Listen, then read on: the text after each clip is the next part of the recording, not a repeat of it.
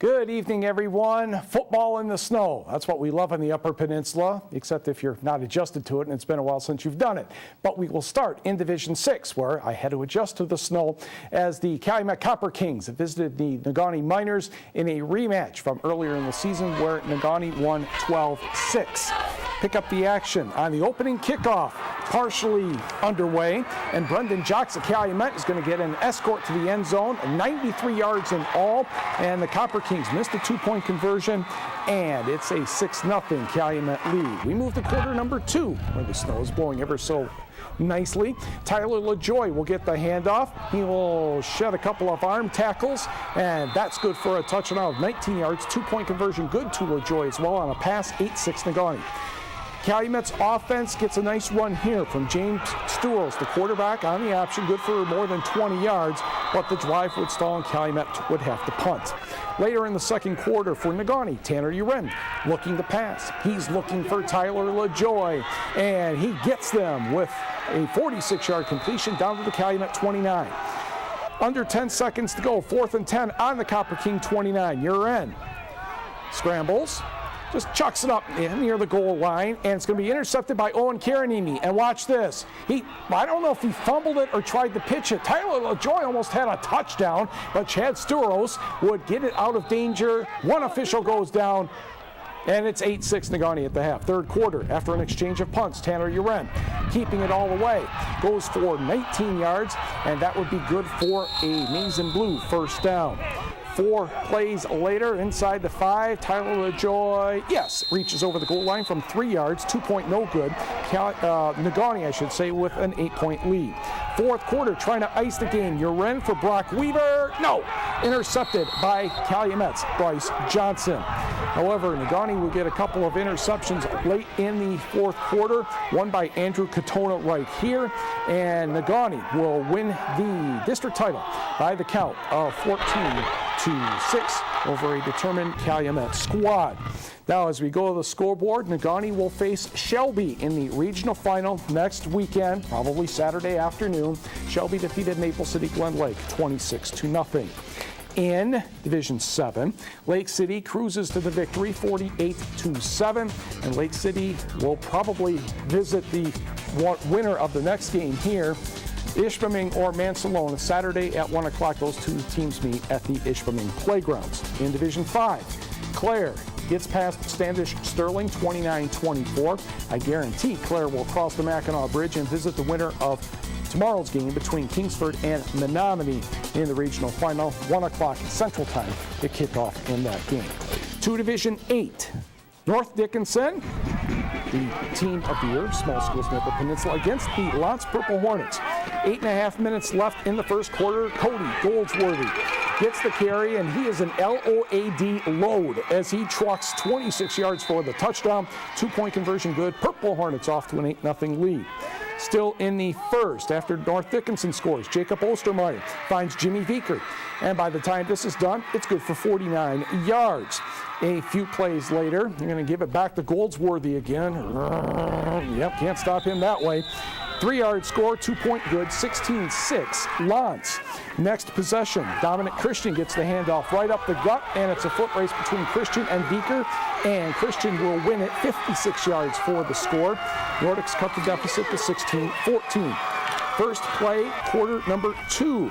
Ostermeyer and Vieker connecting again, and yes, he gets over the goal line, 12 yards on the touchdown. Lance back in front, 22-14. Next drive for the Nordics started at the 1, and Tim Ruska would finish it with a 7-yard touchdown, knotting the score at 22. Maybe they tried the onside kick on purpose, and what happens is it works. North Dickinson recovers. I guess onside kicks were part of the menu tonight. Christian gets the handoff from Kenny Pekarik. Well, I thought he scored. He reached the ball over the goal line, but they said his knee was down. Kenny Pekarik would score soon to make it 30-22, North Dickinson. With about a minute left in the first half, Mr. Ruska will get the pitch again and score from 23 yards out.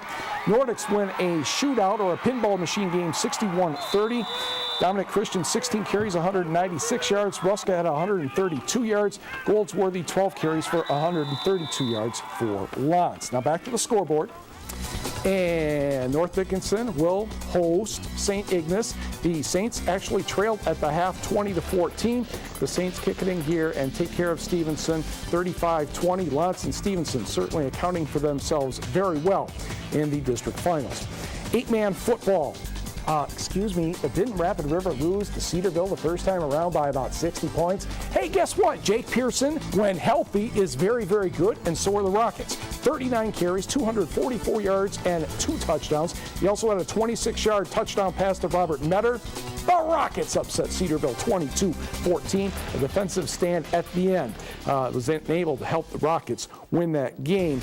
Todd Hecht had 171 yards and a touchdown for Cedarville. Caden Barbo, 142 yards and a touchdown. College hockey, it just keeps getting exciting tonight. NMU hosting the Michigan Wolverines, as football announcer Bob Buford said in days gone by. Second period, C.J. Ludwig, Ryan Doherty puts it home, and NMU has scored 3 goals already in the second period to take a 3-1 lead. Wildcats not done by any means. Matt Thurber, Scott McCauley, Cohen Adair, as they say, on the doorstep puts it home, and the Wildcats put 4 in the back of the net in 20 minutes worth of play, and it's 4-1 after 2. Unfortunately for the Wildcats, there are 3 periods of hockey, and here comes Michigan. Mike Chason is there for the rebound off the A.J. Trias shot, and the Wolverines are starting to sneak back into it.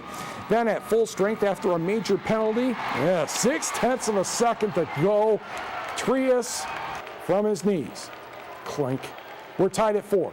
Overtime settled nothing in the shootout. Mr. Trias again. The only goal in the shootout. Wildcats play well. Michigan gets the shootout win by the count of 4-4. Put the X, give it to them for the shootout. In the CCHA, Lake Superior State and Alaska are just underway. Michigan State drops a 1-0 decision to Bowling Green. Ferris State 3, Miami 0, and Western Michigan over Notre Dame 3-2. Michigan Tech at home hosting Nebraska Omaha at the John McGinnis Student Ice Arena. Tech gets on the board in the second period. Blake Pietola with the shot on net. Alex Patan puts it home, and that ties the game at 1. I should say Tanner Carroll of Hancock with the goal from Patan to make it a 1-1 tie. Kevin Janot had 26 saves on the night for the Huskies, but Nebraska Omaha's Zahn Robbenheimer skated from his own end shorthanded and beat Janot with the game winner with 1:10 to go, and it was the Mavericks over the Huskies 2-1. Ouch. Also on the WCHA scoreboard, Colorado College over Wisconsin 5-4 in overtime, Minnesota 3, Minnesota State 2. And also in men's college hockey, Finlandia had a 2-0 lead, but the Milwaukee School of Engineering came back to win by the count of 6-3. When we come back, we'll check on the NMU volleyball team against Hillsdale. In volleyball, Northern Michigan University at home against Hillsdale. Let's go right to Vandement Arena. And it didn't take the Wildcats long to get started. Kalisha Harley, the back set to bang. That's Sarah Hamilton for the kill. And the Wildcats had a 5-4 lead in set number 1. Lisa Studnicka with a service ace. 4 in the match. The Wildcats had 12, and that certainly makes life a lot easier when that happens. For the Chargers, Haley Booms. She didn't boom it, but she did hit it hard enough to hit the floor. Wildcats up 8-7. Then the block party would come out. Jasmine Calhoun, Callie Heron. I think that one hit off of Callie. She had a good night, so did Calhoun, and the Wildcats did too. Hamilton will get the kill here, and NMU goes on to win in 4 sets, 3-1. On the scoreboard, Michigan Tech actually played very well. They lost 3-1. Shelby Jones had 18 kills and 19 digs. Northwood is undefeated in the conference. Good job for Tech to take a set from the Timberwolves. Ferris State over Lake Superior State 3-0. In high school volleyball, a district final in the Eastern UP at Cedarville. Rudyard Bulldogs having a good year. 3-0 over Detour. And the GLIAC women's soccer tournament. It was Saginaw Valley State 4, Michigan Tech 2. All those were penalty kicks. Nobody could score through 90 minutes of regulation and 20 minutes of overtime. So the Cardinals will take on Grand Valley State in the conference final on Sunday as the Lakers took care of Ferris State by the count of 4-0. And in men's preseason basketball, it was Michigan State over St. Cloud State, 62-49. 4 players in double figures for the Spartans. One thing to add on GLIAC soccer, Michigan Tech coach Michelle Jacob was named Coach of the Year for getting the Huskies that far in the conference tournament for the first time in school history. And we will be all kinds of activities on Saturday, as we mentioned, with high school football. Kingsford at Menominee in Division 5, Mansalona at Ishpeming in Division 7. The NMU football team is at home with Saginaw Valley State, and Michigan Tech football hosts Hillsdale.